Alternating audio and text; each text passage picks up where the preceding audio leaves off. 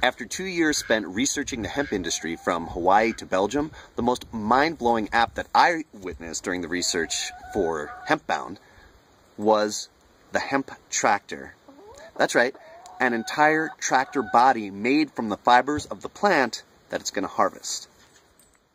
The non-synthetic version of this that you see behind you. So, to be clear, before I go on here, we're talking about a tractor made out of and grown from Manitoba provincial hemp. Basically a tractor built from the materials that it was built to harvest. Hemp, right?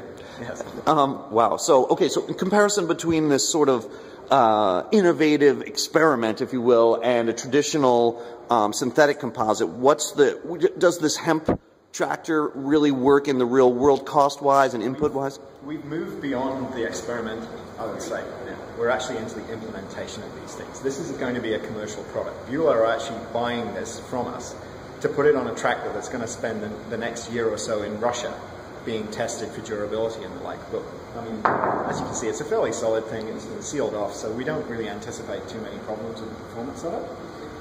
But there are several key factors as to why we think this is better. First of all, it should theoretically be cheaper because natural fibers are a lot less expensive than fiberglass. There's a lot less embodied energy in this piece than in the synthetic piece over there, which means you off-gas a lot less CO2 in the production of this because fiberglass is actually quite an energy-intensive process of manufacturing. But this is also significantly lighter than this. There's about a 30% weight saving between this and that. And so you look at things like fuel efficiencies being improved greatly by the use of these biomaterials.